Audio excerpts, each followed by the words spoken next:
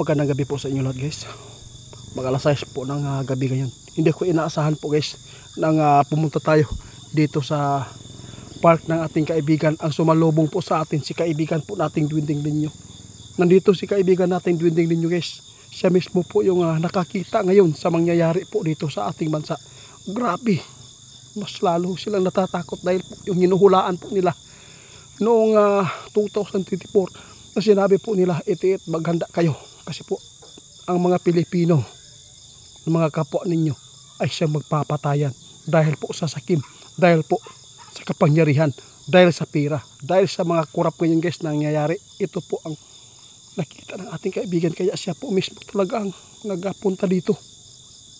Kaibigan, Linyo, maraming salamat po. Alam po ba ninyo? Kapag si Linyo po ang ating mapapakinggan guys, sigurado ito ay nakakatakot.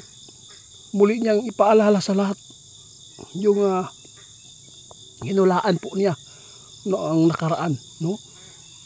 Ngayon nakita na talaga niya sa kanilang kaharian po ang mangyayari po dito sa ating bansa guys. Posible itong magbigay dulot, no? Magdulot ito ng hindi maganda sa mga Pilipino. Kaibigan, ano po ba itong pangitain na ito na nakikita po ninyo? Ano po ba talaga ang kahinatnan nito? Tinood nga. Naku po kaibigan, paano na to?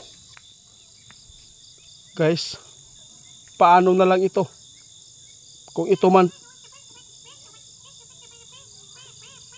inutusan si kaibigan po ng kanilang hari para ipaabot po ang kanilang nakikitang madugong mangyayari po dito sa ating bansa. Guys, nakita ng ating kaibigan mas lalong lalaki ang kaguluhan po dito.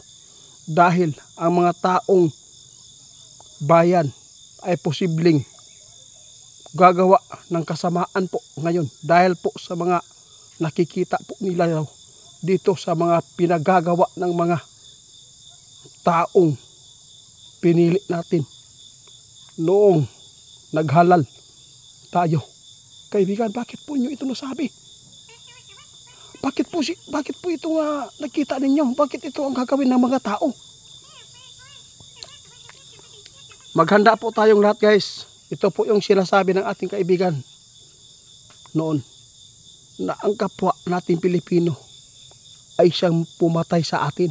Kaya mayroon pong nakuha si kaibigan na impormasyon. Posible itong magdulot ng napakadelikadong problema dito sa ating bansa. Dahil po nakita ng ating kaibigan guys na ito ang impormasyon po na ihatid po niya sa atin tungkol po sa mga tao ngayon guys na nakapag-isip ng hindi na maganda. Ito po ang nakita ng ating kaibigan guys na gagawa ng hindi maganda ang mga tao dito. Sabi po ng ating kaibigan guys, gumawa nga yung mga taong inihalal po ng taong bayan. Hindi nga nila nirespeto yung 120 million na tao. Tayo pa kaha. Totoo yan kaibigan. Binuwis po talaga ang buhay ng mga mahihirap guys dahil po sa bayarin dito sa ating bansa. Ngunit nagsikripisyo ang mga tao para makapagbayad, pero ninakaw lang nila. Naintindihan ko po ang ibig mong sabihin kaibigan. Guys, ang ibig sabihin ng ating kaibigan guys, no, nawalan na ng respeto ang mga tao ngayon na nasasaktan po sa mga ginagawa ng mga nasa Senado. No? Nakagawa nga ng bilyon-milyon yung mga taong pinili natin na akala natin sila po ang makapagtataguyod po ng ating pangangailangan dito sa ating bansa. Ngunit ginawa po nila ang hindi maganda. Kaya nakita ng ating kaibigan ngayon guys na may mga tao talaga na magwawala nito. Mag-ingat po tayong lahat guys. Posible ito magdulot ng kaguluhan, madugo ang mga magaganap po dito sa ating bansa kung hindi ito maiayos ng mabuti. Oo nga, bakit hindi po natin naririnig masyado si BBM po tungkol po dito sa DPWH na ito ay nagsiklab ng kaguluhan po dito sa atin. Dito lalo na sa mga taong nasasaktan dito sa ating bansa. Guys, igon si kaibigan, nagbabala po siya sa inyo ngayon. Mag-ingat po tayo sa ating mga kapwa Pilipino. Kasi may mga tao talaga na nakikita ng ating kaibigan na nawala na ng respeto sa pamamahala ng ating Diyos ko po kaibigan. Totoo po yan kaibigan. Nakapawala talaga ng gana. Oo. Grabe po ang ating pagrespeto sa ating naitupad ng mga namumuno sa atin, pero sila po talaga ang lumihis, sila po talaga ang nakagawa ng hindi maganda. Grabe ang tao, naghihirap ang mga magsasaka. Kaya pala kaibigan, oo, yung mga presyo ng ating mga produkto sa sakahan ay hindi talaga tumaas dahil pala sa mga taong nagnakaw sa kaban. Kaibigan, salamat sa inyong ipinapaabot na balbala. Salamat sa babala. Oo. Grabe, pasalamatan ko talaga si hari ninyo dahil po siya mismo ang nag-utos sa inyo na para ipaabot sa tao ang inyong nakikita. Guys, salamat kaibigan.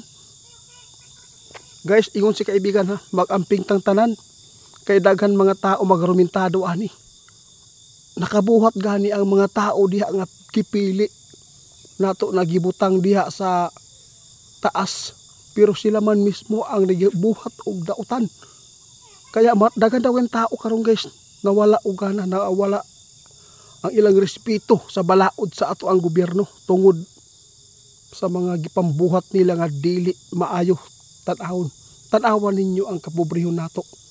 Tan-awan ninyo ang mga mag-uuma na ning kamot. Bisag masakiton, kahit may mga sakit, nagtatrabaho. Nasasaktan po ako talaga kaibigan. Totoo yung sinasabi mo. Kahit may sakit po guys, kahit maulan, nagsikap, nagtrabaho para may maibinta, para maitaguyod ang kanilang hanap buhay. Ngunit napakasakit po talaga na makita natin yung mga tao na naglingkod sa atin, na pinaupo natin dyan, sila mismo ang gumawa ng kasamaan. Kaya maraming tao dito guys, abangan po na lang natin guys kung ano man po ang mangyayari dito. Basta mag-ingat kayo, sabi ng ating kaibigan, may mangyayaring hindi magugustuhan ang mga taong inihalal po natin dyan. Walang ibang mapipili dito sa mga pinili natin guys. Tandaan po ninyo kung sino mga tao ito. Walang mga magnanakaw na aamin dito. Alam po natin. Alam po nyo guys kung sino po ang taong mapipili natin sa Senado. Ilan lang sila. Kaibigan, salamat po sa inyong mga update. Hanggang dito na lang guys. Mag-amping tantanan guys. Ayaw mo kumpiyansa kayo karon. Tungod kay nakitaan ni kaibigan na dagang tao karon na magrumintado, na nawala ang ilahang respeto sa pamalaod dito sa ato. Kaluoy nato mga mag-uuma. Grabe.